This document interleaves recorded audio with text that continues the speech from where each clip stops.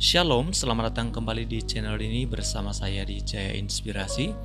Kali ini kita akan mengulas kembali kisah umat Kristen di Aceh Singkil yang terpaksa beribadah di bawah tenda. Anak cucu kita janganlah mengalami apa yang kami alami. 4 tahun setelah pembongkaran gereja-gereja di Aceh Singkil, Provinsi Aceh, umat Kristen di wilayah yang menerapkan syariat Islam itu mengaku masih sangat sulit untuk menjalankan ibadah dan mendapatkan izin pembangunan gereja mereka dengan persyaratan yang juga sangat sulit. Bupati setempat mengatakan syarat-syarat itu ditetapkan karena umat Islam semestinya tidak mendukung pendirian tempat ibadah agama lain. Hujan pada sore hari itu tak menghalangi ratusan umat Kristen di desa Sanggabru, Silulusan melaksanakan kebaktian ibadah mereka. Tidak peduli dengan tetesan air hujan yang mulai mengenangi tanah tempat mereka berpijak, mereka khusyuk menyanyikan lagu rohani berbahasa Pakpak dan beribadah dengan penuh keterbatasan namun dengan sukacita.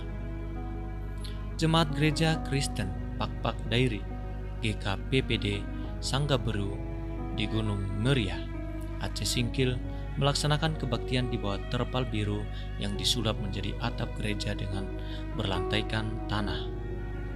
Setelah bangunan gereja dirubuhkan oleh aparat pada Oktober 2015 karena dianggap tidak mempunyai izin, umat Kristen di Aceh Singkil masih beribadah di gereja tenda. Martina Berutu, asal Sumatera Utara, masih ingat peristiwa itu, Kamis 24 Oktober 4 tahun silam, ketika dirinya melaksanakan kebaktian terakhir di gereja yang telah menjadi rumah kedua bagi warga Kristen di desa itu sejak tahun 1960-an. Itu adalah upaya terakhir untuk mempertahankan gereja. Setelah beberapa hari sebelumnya, para jemaat mendapati gereja mereka masuk dalam daftar gereja yang akan dirobohkan. Para perempuan dan jemaat usia lanjut terbawa suasana haru membawa doa rohani mereka kepada Tuhan. Beberapa dari mereka menangis pilu, termasuk Marina yang duduk di bangku paling depan bersama dua jemaat perempuan lain sambil menyanyi lagu rohani. Marina sesekali mengusap air mata dengan selendangnya. Upaya penghabisan mereka tak menghalangi aparat Satuan Polisi Pamong Praja Satpol PP yang membongkar gereja tak lama setelah para jemaat dipaksa keluar dari gereja tersebut. Perasaan saya sedih kali. Datang orang itu semua bawa alat, membongkar gereja kami, tutur Martina lirih ketika mengingat kejadian itu. Semua takut dan sedih. Bagaimana tak sedih? Tak ada lagi tempat kami beribadah, ujarnya. Setelah dibongkar, umat Kristen di desa itu terpaksa menjalankan ibadah dengan tidak layak di bawah tenda semi permanen. Dalam 4 tahun terakhir, setidaknya sudah 3 kali gereja darurat ini berpindah-pindah lokasi, bergantian meminjam lahan milik salah satu anggota jemaat. Kepada BBC News Indonesia, dia menyatakan kerinduannya beribadah di tempat yang layak dan semestinya. Kerinduannya tinggi, di manalah tempat kami beribadah. Sedihlah perasaan ini. Tenda pun kondisinya kayak gini, tutur Martina. Padahal undang-undang menjamin kita memeluk agama dan kepercayaan kita. Di mana keadilan? Sementara hujan kian lebat menghujani tenda yang terbuat dari terpal itu. Nasib sama juga dialami jemaat gereja Huria Kristen Indonesia HKI yang berlokasi di desa tetangga kami. Beberapa hari sebelum pembongkaran gereja GKPPD Sanggabru, gereja HKI Sukamakmur yang juga berada di Kecamatan Gunung Meriah dibakar massa. Rentetan kejadian pembakaran dan pembongkaran gereja di Aceh Singkil pada 2015 lalu dikenal sebagai konflik Aceh Singkil. Semua melempari biar hancur. Pembakaran gereja HKI Sukamakmur menjadi awal apa yang disebut sebagai penertiban gereja-gereja lain di Aceh Singkil yang dianggap tidak memiliki izin. Setidaknya 9 gereja dirubuhkan, 1 gereja dibakar dan 1 gereja terbakar. Setidaknya ada 8.000 warga Kristen Aceh Singkil setempat mengungsi di kedua desa di Sumatera Utara yang bertetangga menyusul kerusuhan yang menewaskan seorang warga dan melukai sejumlah orang termasuk seorang petugas polisi. Masarani Brutu berdiri mematung di depan gereja yang kini tinggal puing itu, menyisakan bangunan bagian depan bercat putih usang bertuliskan Huria Kristen Indonesia. Air sisa dari hujan lebat yang mengguyur di pagi hari menggenangi ruang gereja tempat sekitar 90 jemaat dahulu melaksanakan kebaktian mimbar yang terbuat dari logam masih tegak berdiri namun mulai berkarat. Di depannya bersandar salib besar yang sebelumnya disematkan di atap gereja. Bangunan semi permanen itu ludes terbakar disulut sekelompok warga sekitar 4 tahun lalu pada 13 Oktober 2015. Perempuan parubaya itu menyaksikan dengan mata kepalanya sendiri ketika segerombolan orang menyerbu gereja yang terletak di Desa Sukamakmur, Gunung Meriah, Aceh Singkil. Rasa takut, gelisah, gak lagi bisa kita omongin. Gak bisa aku berpikir lagi.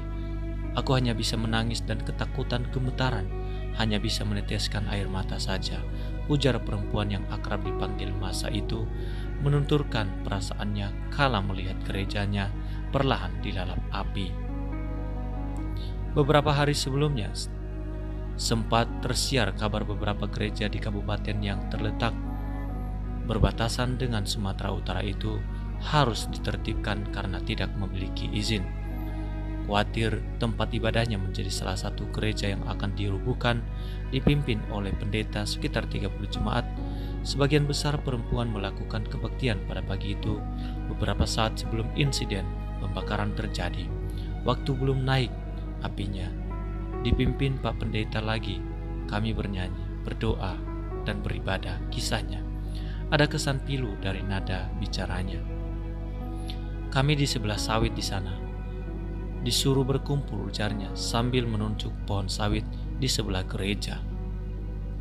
Orang-orang itu pada keliling semua, keluar masuk membacoki apalah, kaca-kaca semua dilempari biar hancur, ujar terkecat. 4 tahun berselang, bangunan gereja belum kembali dibangun karena kebentur kesulitan membangun perizinan, kata Masari.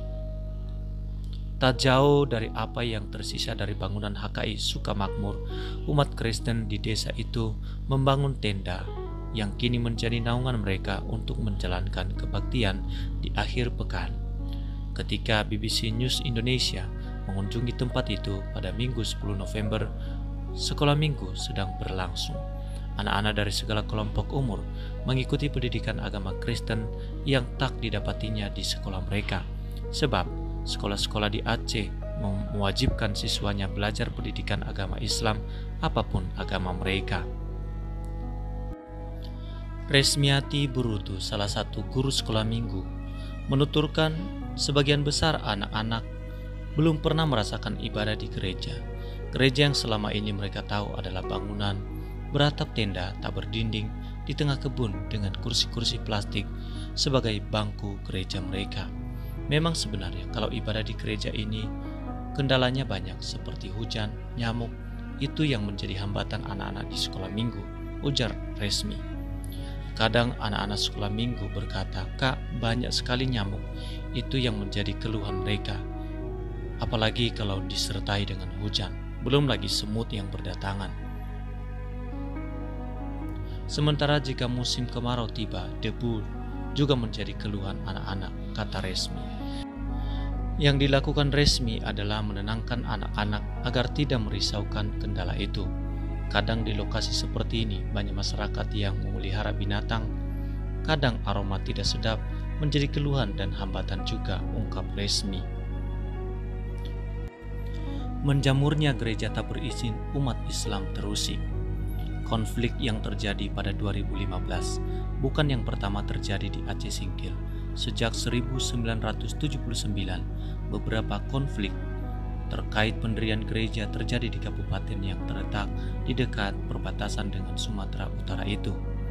Dia menjelaskan pada tahun 1979, menyusul kerusuhan berbau sara di Aceh Singkil, dibuat kesepakatan bahwa di wilayah itu hanya boleh berdiri 1 gereja dan 4 undung-undung atau rumah untuk beribadah bagi penganut agama Kristen.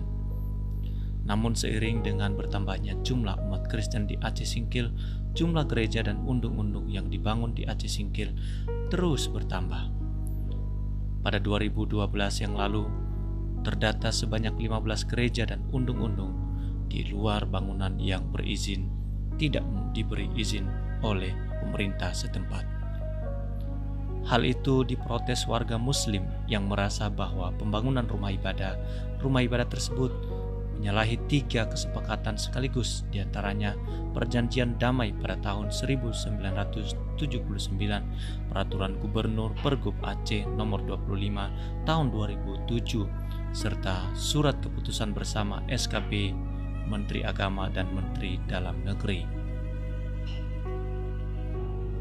Pemuka umat Muslim Aceh Singkil, Rusman Haishmi, tak menampik kenyataan bahwa jumlah penduduk umat Kristen di Aceh Singkil terus bertambah.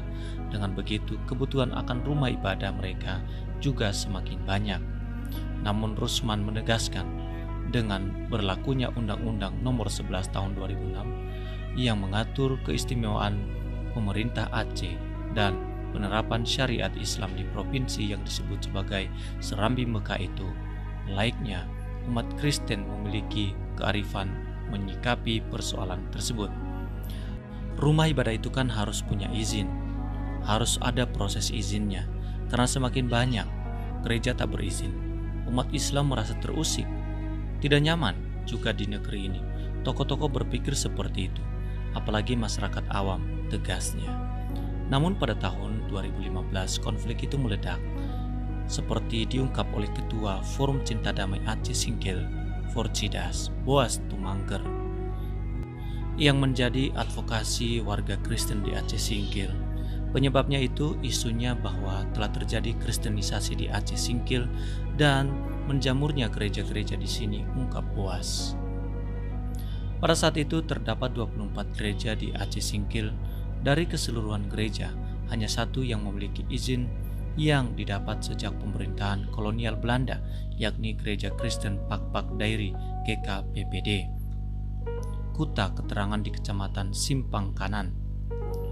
Lebih lanjut, Boas Tumanggur menjelaskan hasil pertemuan pihak-pihak terkait kala itu menyimpulkan pemerintah daerah akan memberikan izin terhadap 12 gereja, sementara sisanya harus dibongkar. Namun oleh pemerintah daerah, pembongkaran gereja urung dilakukan. Setelah itu, massa tetap memaksa pemerintah untuk membongkar gereja tak berizin itu. Unjuk rasa kelompok ini berlanjut menjadi serangan yang berujung pembakaran gereja, beruntut bentrokan dengan warga dan aparat keamanan yang mengakibatkan jatuhnya korban jiwa 1 orang. Waktu pembakaran itu ada aparat polisi di situ, tapi tampaknya aparat kepolisian tak berdaya, lalu dibiarkan begitu saja, kata dia. Boas menuturkan ribuan warga Kristen di Kabupaten Aceh Singkil terpaksa mengungsi ke beberapa daerah di Sumatera Utara menyusul kerusuhan. Beberapa di antara mereka mengungsi ke Tapanuli Tengah, Pak Barat, dan Dairi. Namun sebagian besar dari mereka kini sudah kembali ke Aceh Singkil. Apa yang terjadi terhadap umat Kristen di Aceh Singkil dianggap diskriminatif oleh Boas, sebab warga Kristen di Aceh Singkil dipandang sebagai minoritas dan sebagai pendatang. Padahal kami mendirikan gereja di tempat mayoritas yang memang penduduknya Kristen. Jadi pastinya kita merasa dizalimi oleh negara dan kami dianggap sampah. Detik ini, kehadiran negara tidak ada di Aceh Singkil, ujarnya. Data Kementerian Agama tahun 2017 menunjukkan jumlah umat Kristen di Aceh Singkil mencapai lebih dari 15.000 atau 12% dari total penduduk di kabupaten itu. Merujuk pada data perbandingan itu yang menempatkan umat Kristen dalam kelompok minoritas, maka menurut Boas Tumanggur, mereka semakin tak berdaya dalam upaya memperoleh izin pendirian gereja. Namun hal ini ditampik oleh Bupati Aceh Singkil Dul Mosrid. Bukan memberatkan, tapi memang ini Aceh, ujar Dul ketika ditemui di kantornya di ibu kota Kabupaten Singkil. Umat Islam yang tinggal di sekitar itu sudah memberikan fatwa bahwa dosa untuk memberikan izin kepada umat Kristiani mendapatkan izin pembangunan gereja mereka itu merupakan dosa besar yang menjadi haram bagi mereka. Tahun ini adalah tahun di mana orang Kristen tidak bisa merayakan kegiatan-kegiatan besar kekristenan seperti Paskah dan juga Natal. Boas Tumanggor mengatakan umat Kristen saat ini masih memproses perizinan 18 gereja yang menuturkannya sudah memenuhi kriteria, namun hingga kini izin tak berkunjung tidak didapatinya. Harapan kami ke depan, anak cucu kita janganlah mengalami apa yang kami alami, tutur Boas. Saudara-saudari, saya mengajak kita untuk berdoa bagi warga Aceh Singkil. Kita mendoakan mereka supaya Tuhan menjamah dan hati mereka terbuka kepada keselamatan yang dianugerahkan oleh Tuhan Yesus. Kita doakan mereka supaya di sana terjadi pembangunan rohani. Anak-anak Tuhan, umat Kristen, gereja-gereja yang ada di Aceh Singkil boleh bergerak maju menjadi berkat bagi banyak orang, mewartakan Injil melalui kehidupan mereka yang menjadi berkat bagi Aceh Singkil. Kita doakan Tuhan menyertai mereka, memberikan kekuatan, dan untuk perizinan gereja yang belum mendapatkan izin, kiranya Tuhan yang membukakan jalan bagi gereja-gereja yang ada di sana. Nanti teman-teman sekalian, dikala kita berdoa, kita sisihkan waktu kita untuk berdoa bagi warga umat Kristen yang ada di Aceh Singkil ini. Terima kasih sudah menonton video ini sampai selesai. Tuhan Yesus memberkati kita semua. Amin.